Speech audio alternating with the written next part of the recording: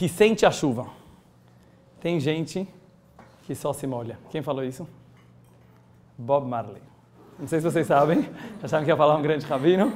Bob Marley falou, tem gente que sente a chuva, tem gente que só se molha.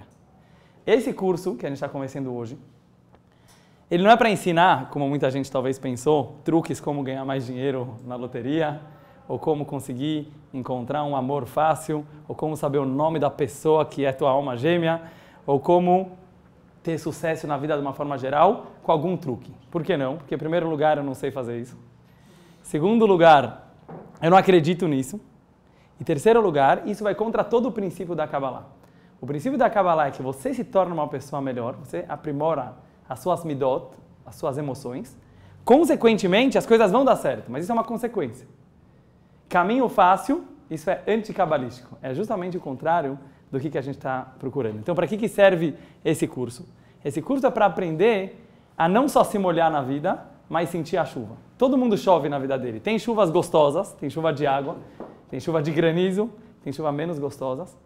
Mas a graça da vida é justamente que é uma surpresa. Ninguém sabe o que vai acontecer amanhã. É incrível como a vida é uma surpresa. E isso é bom. Não é ruim estragar a surpresa. Então seria totalmente equivocado a pessoa querer achar um truque para não acontecer nada de ruim na vida dele ou não acontecer nenhuma dificuldade. Isso não é judaísmo. Judaísmo é a gente saber sentir a chuva e sentir o que aquilo que está acontecendo na nossa vida agora realmente significa. Qual é o sentido daquilo que está me acontecendo agora? Se eu entendo o sentido, óbvio que vai melhorar a minha vida, mas vai melhorar não no sentido que eu vou estragar a surpresa do dia seguinte, mas vai melhorar no sentido que eu vou conseguir apreciar o vinho, vou conseguir apreciar a chuva e cada coisa que acontece na minha vida. Por que eu escolhi bem a Cabala do prazer como o primeiro desses seis estágios do primeiro módulo do curso que a gente está fazendo? Porque prazer é Kabbalah e Kabbalah é prazer. Então, na verdade, além de explicar hoje o que é prazer, a gente vai entender o que é Kabbalah. Porque se a gente pudesse definir em uma palavra o que é a Kabbalah no judaísmo, a gente definiria isso justamente como o prazer da vida, o prazer do judaísmo. E não apenas o peso das leis, como muita gente às vezes encara a Torá e a mitzvot. Como uma explicação para isso, pega a palavra em hebraico, você sabe que a Kabbalah usa muito numerologia. Cada letra em hebraico, ela tem também um valor numérico. Qual é a palavra, talvez, que os cabalistas mais usam para definir Deus, para definir a expansão de Deus, a revelação de Hashem? Os cabalistas usaram uma palavra que não consta na Torá, mas que a Kabbalah, ela usa muito. Or. O que é or em hebraico? Luz. Sempre que você vai ver um cabalista falando de Deus, ele não fala Deus. Deus é muito complexo, uma palavrinha. Or, essa é a revelação de Deus. Então sempre usa a palavra Or, ou Or Ein Sof, que significa a luz infinita. Por que será que os cabalistas usaram o termo luz? Porque é óbvio que Deus não é uma luz, né? Não é como a luz da lâmpada ou como a luz do sol. É uma coisa totalmente incompreensível para o ser humano. Por que será que os cabalistas usaram a palavra luz? Se você pegar a numerologia de Or, é exatamente o mesmo valor numérico de Raz. O que é Raz em hebraico? Raz significa segredo. Os cabalistas queriam falar o seguinte: você quer entender o segredo de cada coisa? Você quer saber o segredo do dinheiro? Você quer saber o segredo do amor? Você quer saber o segredo da vida? Bota a luz. O que é a luz? Qual a diferença de um quarto escuro e um quarto iluminado? Os dois têm a mesma coisa. O quarto escuro tem a mesma coisa que tem dentro do quarto iluminado. Mas um você não enxerga nada e no outro você vê e você sente, você consegue entender o que está se passando dentro dele. O máximo que o ser humano consegue modificar na vida dele é colocar mais luz. Porque o que vai acontecer na tua vida não é você que decide. A gente acredita em Deus. Mas se você colocar luz, você entende o segredo do que realmente está acontecendo na tua vida e não fica uma coisa apenas, sabe, robótica, uma coisa automática, eu não mando nada, as coisas vão acontecendo. Não. Você consegue perceber a luz. Então, se a gente quiser, em uma palavra, definir o que é a Kabbalah quer revelar o segredo de cada coisa. Como você revela o segredo de cada coisa? Iluminando aquela coisa. Porque eu falei antes que a Kabbalah ela pode ser também o sinônimo de prazer. Não como muita gente enxerga religião como o contrário de prazer, né? Às vezes a gente vê que, principalmente no mundo de hoje, as pessoas tendem a olhar, não, religião é uma coisa do passado. Hoje em dia liberou geral, certo? Hoje em dia, A graça da vida é que não tem mais tantas regrinhas, então cada um pode fazer o que ele bem quiser, e cada um pode tentar ter prazer do jeito que ele quiser, enquanto a religião ela coloca 613 mandamentos, como tem na nossa Torá, mais um monte de decretos rabínicos, então isso parece que atrapalha a vida da pessoa.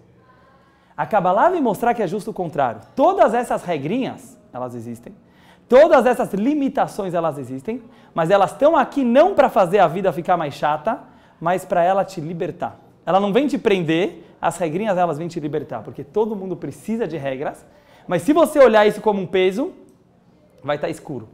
Se você olhar isso como liberdade, aí vai ter luz e vai estar claro. Então vamos ver qual é a relação de prazer com Kabbalah. Em primeiro lugar, eu queria trazer para vocês o momento que a Kabbalah surgiu, o que ela significa exatamente no judaísmo. Até um tempo atrás, se costumava definir que tem 4 interpretações da Torá. 4 maneiras de você ler e de você interpretar a Bíblia, o livro da Torá. Vocês já ouviram falar isso? Quais são as 4? Pshat, tradução literal. Remez, alusão.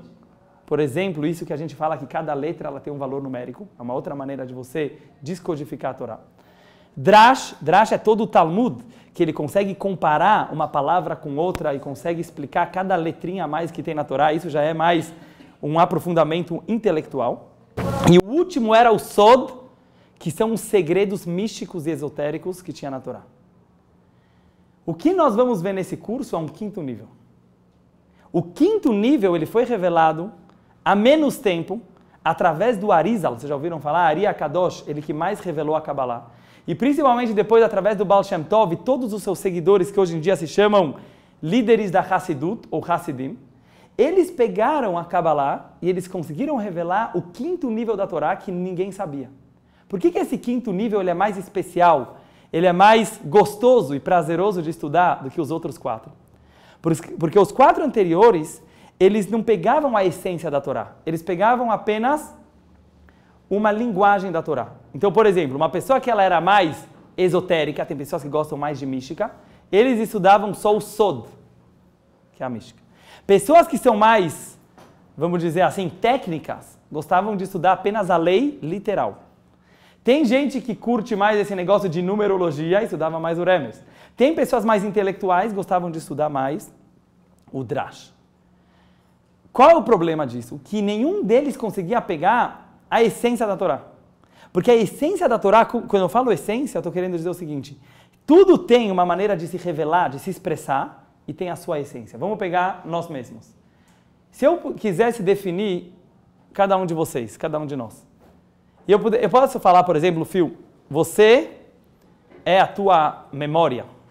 Não, porque se você bater a cabeça e perder toda a memória, você continua sendo Phil.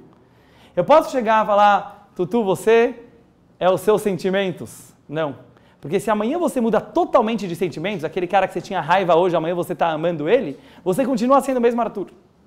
Então, é muito difícil você definir um ser humano, porque tudo isso são expressões do ser humano, mas não pegam a essência da pessoa. Agora, se eu perguntar para vocês, quem é você? Qual é a tua essência? De novo, a gente vai ver que a tua essência é o número 5. Hoje eu vou querer mostrar para vocês como o prazer, ele é o número 5 da vida. A Kabbalah que a gente vai estudar aqui, que também é chamada de Hassidut, ela é o número 5. E tudo que está ligado com essência e não com revelação, eu sei que parece um pouco estranho essas palavras, mas espero que no final da aula de hoje vocês vão estar entendendo.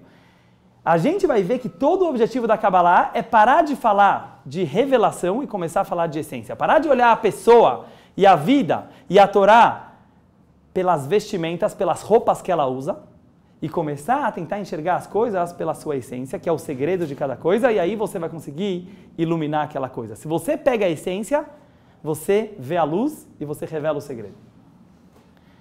Vamos pegar de uma forma geral e vocês vão perceber que o mundo inteiro, aparentemente, ele é dividido em 4. Por exemplo, a Kabbalah fala que Deus criou o mundo com quantas letras, vocês sabem? Quantas letras Deus usou? Muito bom. Temos aqui um cabalista, o Leandro. Ele falou certinho. Yud Kei Vav Kei é chamado também em português como tetragrama.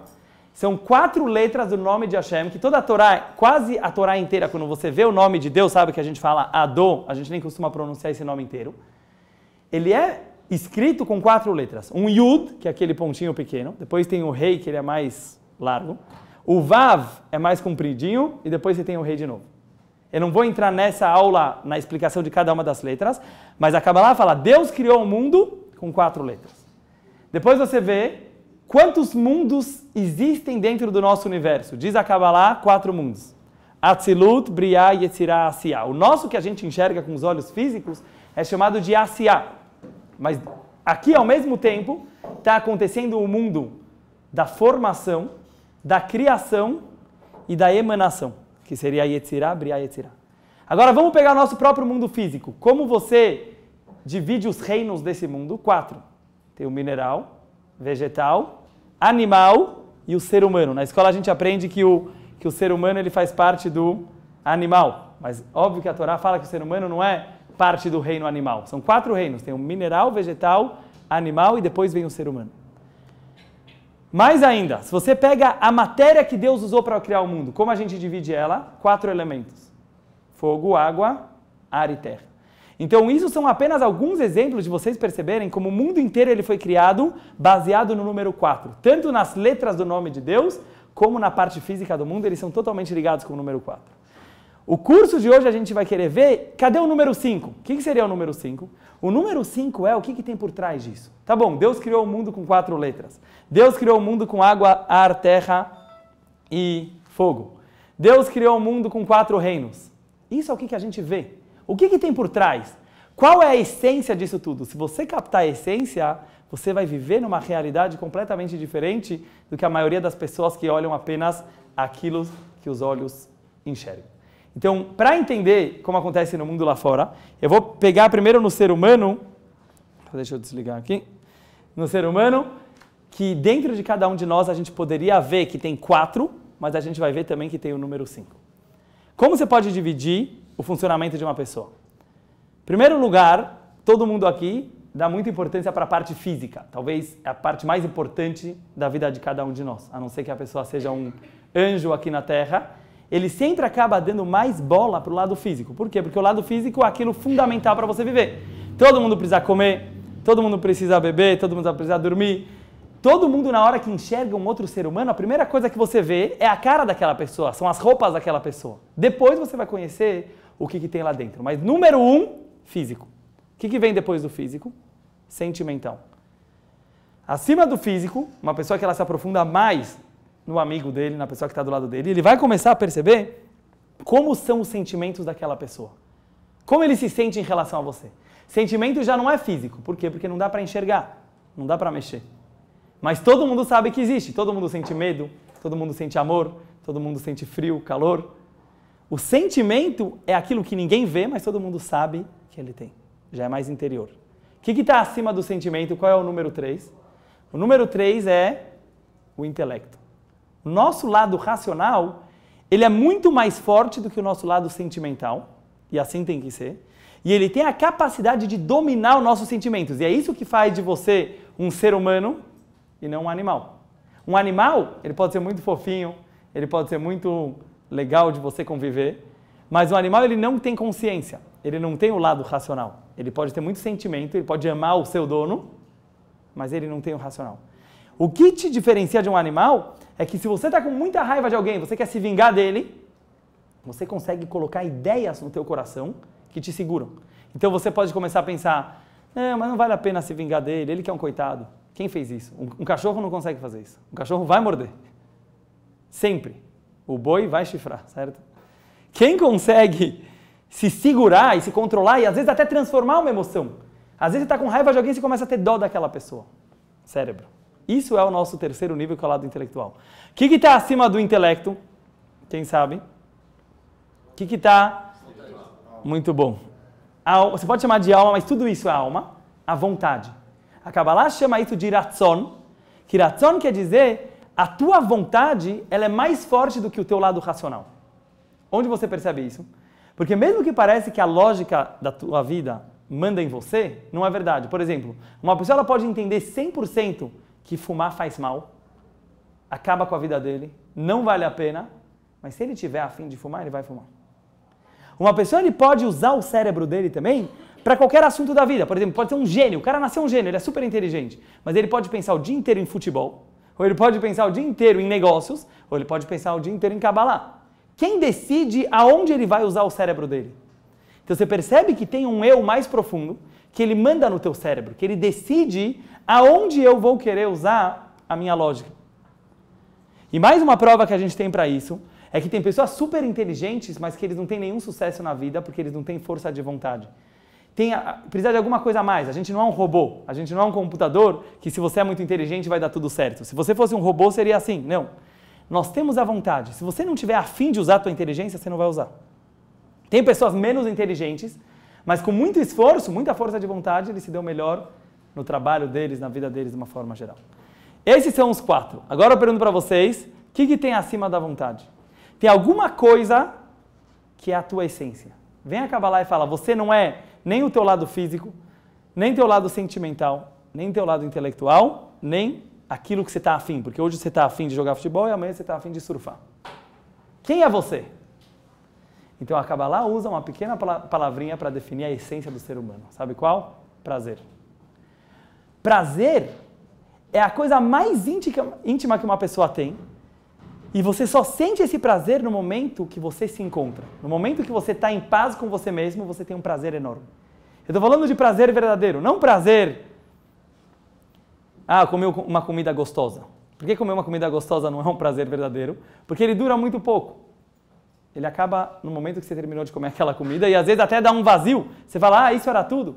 O verdadeiro prazer é uma coisa que você sente lá dentro, no fundo do teu coração, que você não consegue definir, que você não consegue explicar, que ele é independente de qualquer coisa que aconteça e simplesmente você fala, eu estou em paz comigo mesmo, eu estou em harmonia comigo mesmo. Como você chega a isso? Se você chegar a isso, você descobre quem você é. Porque todo o resto muda. O lado físico muda muito, o sentimental muda muito, tuas ideias mudam toda hora. Hoje você leu no jornal que é assim, você muda de ideia. E a vontade também muda. A única coisa que não muda é o teu prazer essencial. O teu prazer lá dentro, que é você ter prazer de você mesmo, você se encontrar. Então, se a gente conseguir tocar o 5º nível, que é o prazer, a gente começa a descobrir um novo lado, que não é aquilo que a gente tem, mas aquilo que a gente é. E é isso que é a Kabbalah. A Kabbalah veio descobrir na Torá o que a Torá é. Não só o que a Torá fala, o que a Torá é.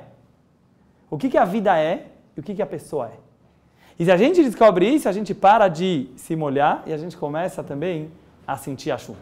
Então agora eu quero interagir mais com vocês, eu quero que vocês participem um pouquinho. Vamos ver, falando na prática agora, o que seria prazer? Vamos pensar o que dá prazer. Muita gente fala, eu tenho prazer de comer e dormir. Eu falei, não, isso não é prazer, isso é necessidade básica. Um animal também tem prazer disso. Porque isso, quando você está muito cansado, você precisa dormir. Quando você está com fome, você precisa comer. Isso são necessidades básicas. O ser humano ele tem a capacidade de sentir prazer verdadeiro em coisas muito mais delicadas, vamos falar assim. Então vamos pensar, fora comer e dormir, o que dá prazer, e eu quero tentar buscar junto com vocês algo em comum em todos os prazeres. Tem uma coisa em comum em todos os prazeres do ser humano. Não faz diferença que religião ele é, que nível intelectual ou social ele seja. Então, Tamires, o que te dá prazer? Fala uma coisa que te dá prazer. Fora trabalhar. Passar um tempo com a minha família, com parentes que eu não vejo há um tempão. Gostei. Então, passar um tempo com a família e com parentes. Bom, como você chama? Daniel. Daniel, fala uma coisa que te dá prazer. Ver o Santos ser campeão. Ver o Santos ser campeão. Gostei. Porque eu sou santista também, então mais ainda. Nathalie, já está pensando. O que te dá prazer? Falar com amigas no telefone, dá prazer, não? É um prazer, principalmente feminino, não? Sei lá, quando você faz alguma coisa boa. Assim. Quando faz uma coisa boa, te dá um prazer. Ajudar uma pessoa. Boa. Débora, você tem um exemplo? Vamos pensando que todo mundo vai ter que falar. Sair com os amigos. Sair com os amigos. Na balada? Também. Fala, Bruno, o que te dá prazer na vida? Fora isso da Torá. Fora isso da... Eu já ia falar isso. Falar com a família. Também? Falar com a família. Todo mundo muito espiritual. Como você chama? Fernanda. Fernanda, fala. Não sei. Tá com alguém que você gosta? Amor. Amor, sério, um relacionamento é uma coisa que dá muito prazer. Talvez é a coisa que mais as pessoas... Mas não é prazer sexual, sei lá. Sim. Não, mas também, quer dizer... Se sentindo completo. Entendi, sentir. Mas os dois, quer dizer, tanto a parte de se sentir completo como a parte física, talvez é o que o ser humano mais busca, tanto o homem como a mulher. Diego? Escutar uma música. Oh, gostei. Escutar uma música, uma coisa que tem gente que o dia inteiro, principalmente hoje em dia com iPod, etc., as pessoas o dia inteiro estão ouvindo músicas. Como você chama mesmo? Lidor. É? Lidor. Lidor, fala. Já pegou. Pegou a tua, você viu? Você ficou... Essa é a surpresa da vida, você pensou de 5 minutos, o cara pegou a tua, você tem que falar outra agora. É um bom livro. É um bom livro. Que tipo de livro você gosta? De realidade ou de ficção? Realidade. Realidade mais. Mal Schuster, o que te dá prazer? Praia? Gostei, Mal. Boa, Mal. Combina? Tânia, é verdade ou não? Tânia, o que te dá prazer? Sabe que eu tentei chegar em uma resposta, mas eu não consegui. Não, ainda. Débora, o que te dá prazer? Tutu, o que te dá prazer? Academia dá prazer? Nadar. Oh, um esporte, ninguém tinha falado. Larissa? Já falaram quase todos, mas aqui... Tá bom. Viajar, boa. Como você chama? Débora. Você tem um exemplo que ninguém falou? Esportes, né, em geral. E hoje até comprovado, né, pela ciência, que libera endorfina, não é? Que dá muito prazer. Vários nomes aí. Como você chama? Kátia. Tem mais um exemplo? Hã? Escrever. Você escreve? Você faz. Também dá prazer. Já vão pensando, eu já pensei, o que tem em comum em tudo que vocês falaram? São coisas super diferentes, mas tem um ponto em comum em tudo que a gente falou. Vocês querem falar? Leandro, surfar dá prazer? O dele eu já sei, por isso já... Pessoal, olha uma coisa interessantíssima. Eu pensei, e qualquer um poderia chegar nessa conclusão, meninas Tamires, o que tem em comum em tudo que a gente falou? Passar um tempo com a família, torcer para o Santos, ler um bom livro, escrever